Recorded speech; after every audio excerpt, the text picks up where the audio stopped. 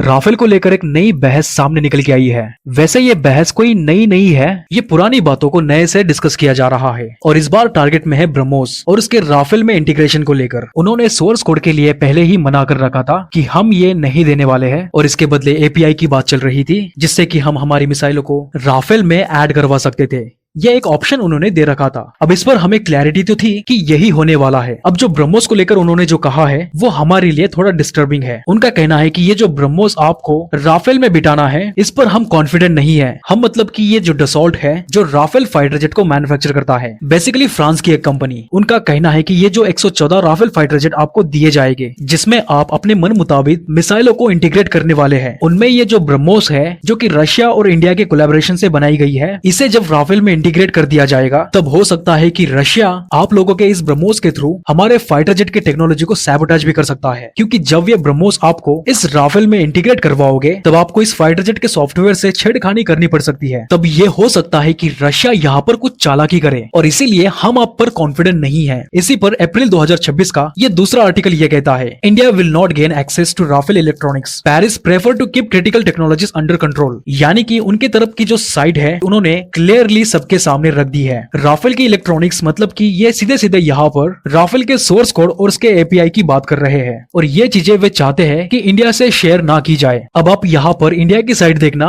हम इतने बड़े अमाउंट में उनसे राफेल खरीद रहे हैं। 114 नंबर कोई छोटा नंबर नहीं है और इस पर अगर हम हमारे ब्रह्मोस को ही नहीं बिठा सकते हैं तब ऐसे फाइटर जेट का हम करेंगे ही क्या। हम इसे सिर्फ शोपीस के तौर पर नहीं खरीद रहे हैं, हम इस फाइटर जेट के पोटेंशियल को जानते हैं और उन्हें ही यूज में लेना चाहते हैं। बट इस बात को लेकर वे अड़े हुए हैं। अगर हम फ्रांस को यूरोप में देखें तो फ्रांस यूरोप की इकलौती ऐसी कंट्री है जो किसी फाइटर जेट के लिए इंजन को खुद से बना सकती है और सिर्फ इंजन ही नहीं बल्कि एक पूरा का पूरा फाइटर जेट बना सकती है। और इंजन फाइटर जेट के अलावा भी इसमें लगने वाले जो वेपन्स होते हैं उन चीजों में भी इनकी एक्सपर्टीज है। इसके एक और कदम आगे जो फाइटर जेट में इलेक्ट्रॉनिक्स डिवाइसेस लगते हैं जैसे कि रेडार, सेंसर, जैमर जैसी चीजें, उन छोटी छोटी चीजों में भी ये फ्रांस जो कंट्री है वो यूरोप के बाकी सारी कंट्री से आगे है। सो इसीलिए उनका ये पॉइंट भी वैलिड माना जा सकता है। जो अभी के समय जिसके एफर्ट्स हमें राफेल में दिखाई देते हैं, राफेल में से उसके इलेक्ट्रॉनिक डिवाइसेस और उसके वेपन्स को हटा दिया जाता है तो ये एक साधारण 4.5 जनरेशन का फाइटर जेट कहलाता है। लेकिन जो चीजें इसमें लगाई जाती है जो इनके हिसाब से उन्हें कॉन्फिडेंशियल ही रखना चाहिए, वे चीजें इसे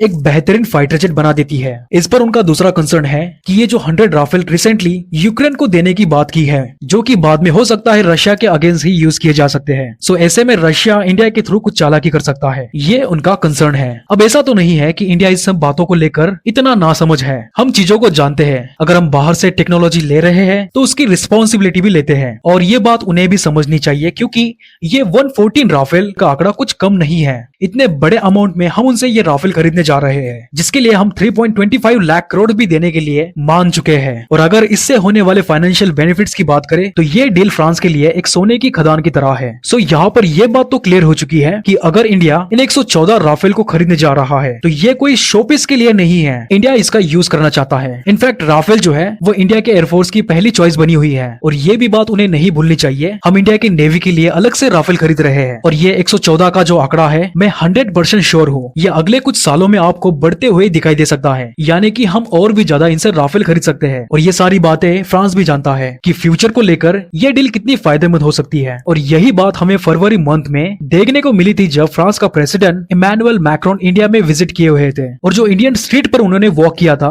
आई थिंक ये मुंबई में वॉक किए थे, ये कोई इंडिया के लिए कोई स्पेशल प्रेम नहीं था बल्कि ये गेस्चर उनकी तरफ से राफेल डील को लेकर भी था। क्योंकि राफेल को लेकर ग्लोबल मार्केट में कोई पॉजिटिव रिस्पॉन्स नहीं देखा जा रहा है। अभी कोलंबिया ने रिसेंटली लास्ट मिनट पर फ्रांस से राफेल को लेकर डील कैंसिल कर दी है और ये इंसिडेंट हुआ ही नहीं था कि यूएई भी राफेल के F5 प्रोग्राम से पुल आउट कर जाता है। अब ये सारी चीजें उनके लिए बहुत बड़ा सेटबैक है। एक तरीके से यूएस के फाइटर जेट्स ग्लोबल मार्केट में फ्रांस के राफेल को कंपटीशन दे रहे हैं। सो ये बात कह देना कि फ्रांस को कोई फर्क नहीं पड़ता इंडिया राफेल खरीदता है नहीं खरीदता है, तो ये बात यहाँ पर गलत है। जो बात हमें उनके फरवरी में अपने इंडिया के विजिट में दिखाई दे रही थी। अब इंडिया का यहाँ पर यह कहना है कि हमें अगर हम बाहर से कोई फाइटर जेट खरीद भी रहे हैं तब उन सारे फाइटर जेट्स में ब्रह्मोस तो बैठना ही चाहिए क्योंकि ये ब्रह्मोस एनजी कोई दिवाली का सामान नहीं है। ये ब्रह्मोस एनजी का प्रोग्राम स्पेसिफिकली हमने फाइटर जेट्स के लिए ही डिजाइन किया है। बेसिकली ये जो बड़ी वाली ब्रह्मोस है ये उसका ही छोटा वर्जन है जहाँ पर जिसके साइज को कम कर दिया गया है। इंडिया की जो बड़ी ब्रह्मोस है उसका वेट अराउंड 3 टन का कैलकुलेट किया जा सकता है और ये नई वाली ब्रह्मोस करीब करीब 1 टन की बताई जा रही है। सो ये छोटी वाली ब्रह्मोस हम स्पेसिफिकली हमारे फाइटर जेट्स के लिए ही डिजाइन कर रहे हैं। और ब्रह्मोस का तो आपको पता ही है, ये लो एल्टीट्यूड से उड़ते हुए सुपर सोनिक के स्पीड से दौड़ती है और अपने साथ न्यूक्लियर वॉरहेड को भी कैरी कर सकती है। और जब ये ब्रह्मोस किसी फाइटर जेट में इंटीग्रेट की जाती है तब उस फाइटर जेट का सोर्स कोड हमारे लिए बहुत ही इंपॉर्टेंट हो जाता है, क्योंकि उसके बगैर हम इस ब्रह्मोस को उस फाइटर जेट में इंटीग्रेट कर ही नहीं सकते हैं। अब ये सोर्स कोड क्या होता है? सोर्स कोड किसी भी फाइटर जेट के लिए एक सॉफ्टवेयर की तरह होता है। और अगर आपको ये सोर्स कोड को समझना है तो आपको पहले ये समझना होगा, मान लो कि 2 स्मार्टफोन हैं, एक एंड्रॉइड और एक एप्पल का। अब आप यहाँ पर देखना, ये जो एंड्रॉइड का स्मार्टफोन है इसमें सिर्फ वही एप्लीकेशन चलते हैं जो एंड्रॉइड के लिए ऑप्टिमाइज किए जाते हैं। एक बार के लिए आप यहाँ पर ऐसे समझो कि ये जो स्मार्टफोन है वो एक फाइटर जेट है और इसके जो एप्लीकेशंस हैं वो उसकी मिसाइलें हैं। अब जो कोई भी एप्लीकेशन एंड्रॉइड के प्ले स्टोर में आप लोगों को दिखाई देती है वो उन सभी एंड्रॉइड फोन के लिए ऑप्टिमाइज की गई होती है। वहीं पर अगर हम किसी एप्पल फोन के किसी एप्लीकेशन को उठाकर एंड्रॉइड में इंस्टॉल करने की कोशिश करते हैं तब आप उस एप्पल के किसी भी एप्लीकेशन को एंड्रॉइड फोन में इंस्टॉल नहीं कर सकते हैं। ठीक वैसा ही आईफोन के साथ भी होता है, हम इसमें कोई एंड्रॉइड के एप्लीकेशन चला नहीं सकते हैं। हाँ, अगर उसी iOS की एप्लीकेशन को ठीक से ऑप्टिमाइज किया जाता है ताकि वो एंड्रॉइड फोन में भी रन कर सके। जब इन दोनों के कोड को इंटीग्रेट किया जाता है तब ये एंड्रॉइड के लिए जो कल तक एलियन ऐप थी वो इजीली इस एंड्रॉइड फोन में भी इंस्टॉल की जा सकती है। और अगर आप इस एप्लीकेशन और स्मार्टफोन के रिलेशन को समझ चुके हैं तब आपको ये समझ में आ ही चुका होगा तब कंट्रीज के लिए सोर्स कोड कितना मैटर करता है, क्योंकि अगर सोर्स कोड होता है तब वे लोग किसी भी मिसाइल को उस फाइटर जेट में इंटीग्रेट करवा सकते हैं। ठीक वैसा ही कुछ हमें यहाँ पर देखने को मिल सकता है, ये सुकोई 30 और ब्रह्मोस का कॉम्बिनेशन। अब यहाँ पर हमारे पास इस सुकोई 30 का सोर्स कोड मौजूद था